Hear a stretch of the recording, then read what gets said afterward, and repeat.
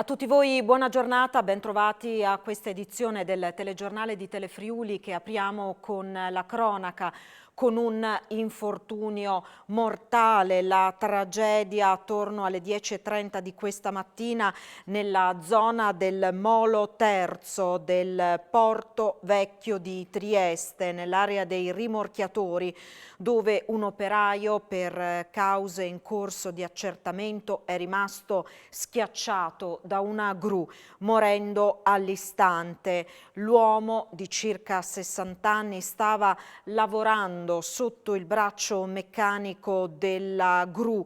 All'improvviso questo si sarebbe piegato in due, schiacciando l'operaio. La vittima sarebbe, come detto, un sessantenne di origini venete. Sul posto sono arrivati i vigili del fuoco, del comando di Trieste, le autorità portuali, l'equipaggio dei sanitari e anche la Polmare. Sono arrivati nell'area della tragedia anche i rappresentanti sindacali. Vi daremo ulteriori aggiornamenti in merito a questo infortunio tra poco nel corso dell'appuntamento con A Voi la Linea. Torniamo intanto a Udine, dove sono comparse nuove scritte Novax su un plesso scolastico cittadino. Stamattina è toccato alla Di Topo Wasserman Pascoli, come per l'episodio della Ellero, indaga la Digos. Dopo la Ellero, i Novax hanno preso di mira un altro plesso scolastico di Udine. Amara sorpresa questa mattina per il personale, i genitori e i bambini delle primarie di Topo Wasserman e Pascoli, sul muro di cinta tra le vie Ampezzo, Tolmezzo e Pordenone, ma anche sulla strada, sono comparse scritte realizzate con lo spray rosso, simili a quelle già viste alla Ellero. No Nazi Pass, salva tuo figlio, governo nazista. Anche la sigla che accompagna i proclami Novax, una W cerchiata, è la stessa del precedente episodio.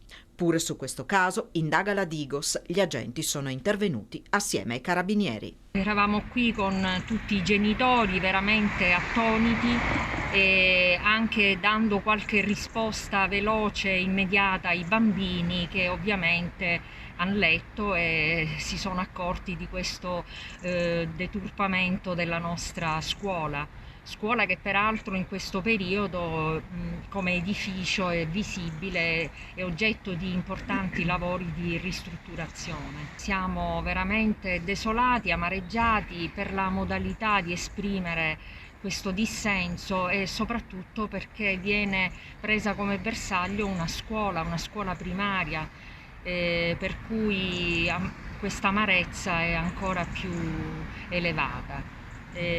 Ciò nonostante, ecco, come fatto per la scuola Ellero, ci attiveremo tutti quanti proprio per far sì che vengano fuori anche delle utili riflessioni con i nostri alunni, proprio improntate sul senso civico e sulla capacità di esprimere idee seppur contrastanti, ma in una modalità più corretta, più civile.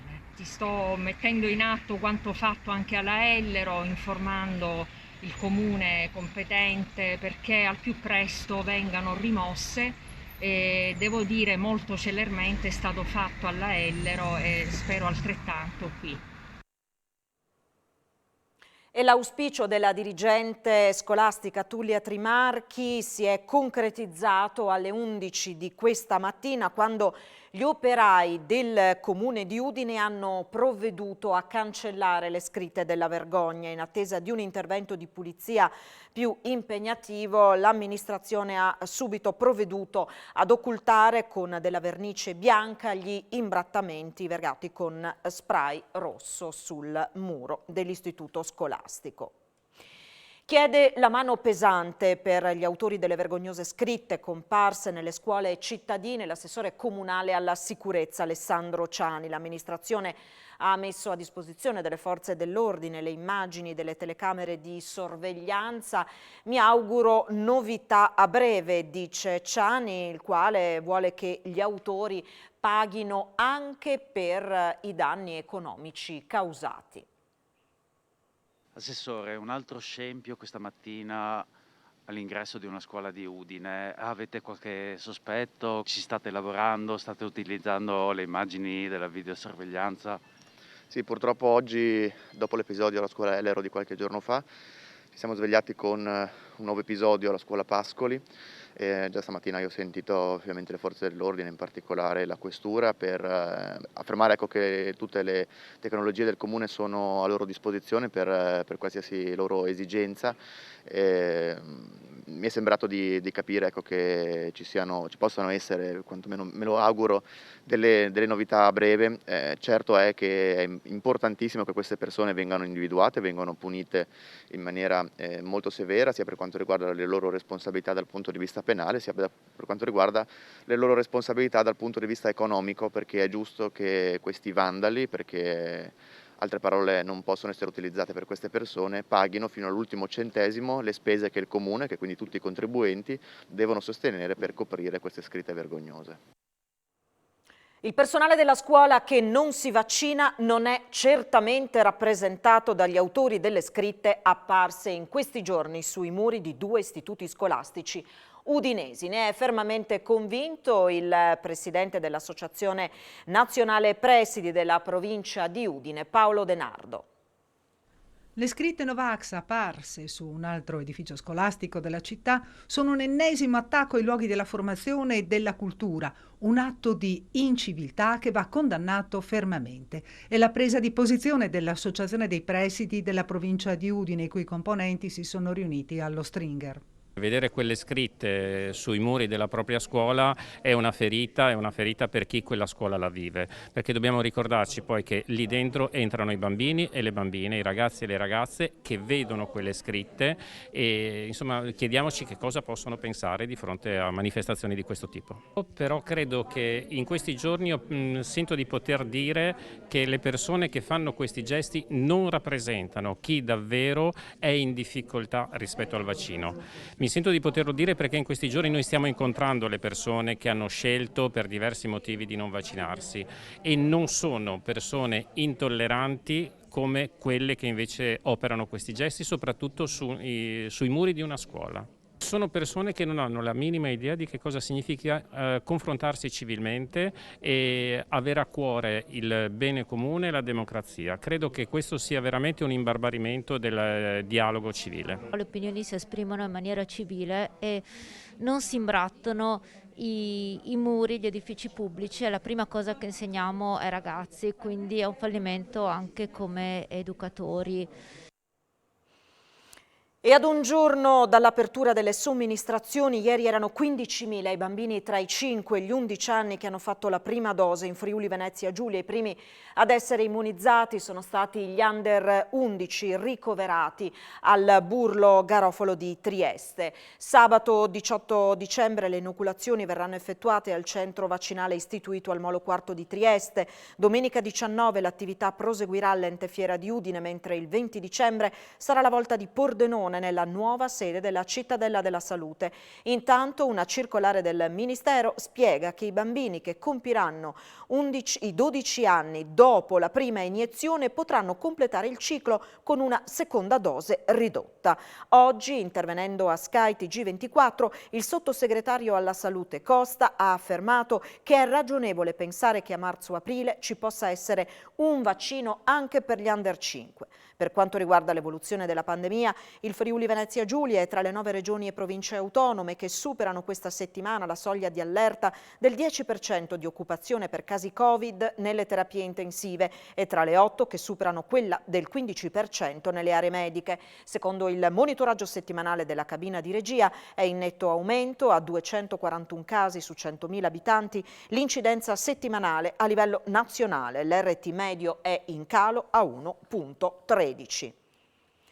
È stato rapinato giovedì sera nella sua abitazione di Empoli l'ex calciatore, uno dei più efficaci attaccanti nella storia della Serie A e attuale allenatore Totò di Natale. Secondo quanto si apprende dalla polizia, contro l'ex giocatore bianconero avrebbe agito un gruppetto di almeno 5 persone che l'avrebbe aspettato e bloccato fuori dalla sua villa nei dintorni di Empoli. Uno dei malviventi gli avrebbe puntato contro una pistola, facendosi consegnare un orologio che di Natale aveva al polso, del valore stimato di circa 30.000 euro. Quando c'è stato l'agguato sarebbero stati presenti i familiari di Totò di Natale, ma è da chiarire se si trovassero all'interno o all'esterno dell'abitazione.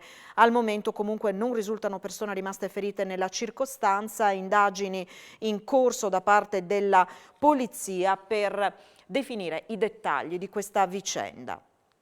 Tragedia nella prima serata di ieri nella zona di Udine Est, dove una donna di 58 anni è caduta dal balcone del quinto piano di una palazzina.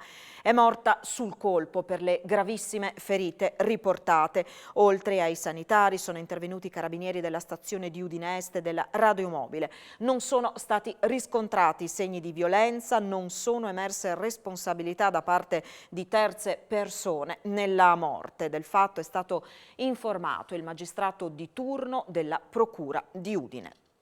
Colto da un malore, un uomo di 77 anni è stato trovato senza vita in casa in una frazione di San Daniele del Friuli dopo l'allarme lanciato da un vicino. Ad insospettirlo sono state le serrande abbassate. Quando ha suonato il campanello e bussato a lungo alla porta senza ricevere risposta, ha capito che qualcosa non andava. Sono intervenuti vigili del fuoco, sanitari e carabinieri che sono entrati nell'abitazione trovando l'uomo GV, le iniziali, riverso a terra senza vita. Esplode una bomboletta e il titolare di un'officina meccanica rimane gravemente ferito. È successo nel tardo pomeriggio di ieri a Pagnacco. L'uomo era intento a tagliare un pezzo di metallo quando si è verificato l'incidente. Ha riportato serie lesioni nella parte superiore del corpo. È stato trasportato d'urgenza al Santa Maria della Misericordia di Udine in ambulanza. È a rischio la riconferma a sindaco di Lavinia Corona a Vajont. Il TAR ha accolto il ricorso di Virgilio Barzan, candidato sindaco uscito sconfitto dalla tornata elettorale di ottobre per soli 3 voti, 421 della Corona contro i suoi 418. Barzan, rappresentato dagli avvocati Giulia Milo e Giulia Battistella, lamentava incongruenze nella compilazione dei verbali, chiedendo il riconteggio delle schede. Il Tribunale amministrativo di Trieste ha accolto le istanze del ricorrente e disposto che venga effettuato un nuovo spoglio entro il 31 gennaio da parte del dirigente del servizio elettorale regionale. L'amministrazione comunale ora in carica, rappresentata dall'avvocato Maurizio Paniz, si dice fiduciosa dell'operato dell'ufficio elettorale del comune e crede che il riconteggio possa fugare ogni dubbio sulla legittimità della rielezione di Corona. Monsignor Nobile ha benedetto questa mattina la nuova autofunebre del comune di Udine. Nel nome del Padre, del Figlio e dello Spirito Santo. Amen. Battezzata l'autofunebre del comune di Udine. In Piazza Duomo, Monsignor Luciano Nobile ha impartito la benedizione al nuovo mezzo delle onoranze funebri. Alla cerimonia ha preso parte, in rappresentanza dell'amministrazione comunale, l'assessore Alessandro Ciani. Si tratta di una Mercedes classe E ibrida alimentata da un motore termico, è super ecologica e iperaccessoriata. Il mezzo è stato trasformato e fornito dalla ditta Zanardo di Moreno di Piave nel Trevigiano. Il peso ridotto e le tecnologie utilizzate riducono i consumi di carburante, calmierate anche le tariffe, 355 euro. Mi piace per quanto riguarda non soltanto la bellezza esterna naturalmente, ma vorrei dire in modo particolare, avendo fatto la benedizione, ho cercato di raccomandare anche a coloro che sono operatori di questo servizio possono essere sempre delicati, sempre accoglienti, sempre ricchi di tanta pazienza con i parenti di coloro che vivono un momento difficile per la morte di una persona cara. E in chiusura il bollettino Covid che è appena arrivato dalla Regione. Oggi in Friuli Venezia Giulia 800 nuovi contagi e 7 vittime da Covid. Le persone ricoverate in terapia intensiva scendono da 32 a 31, così come si riducono i pazienti accolti in altri reparti. Oggi sono 286. Ci fermiamo qui, vi ricordo tra pochissimo l'appuntamento in diretta con A Voi la Linea. Parleremo anche dell'infortunio mortale di questa mattina a Trieste con un operaio 60enne pare di origini venete che è morto schiacciato dal braccio di una gru. Buon proseguimento di giornata, arrivederci.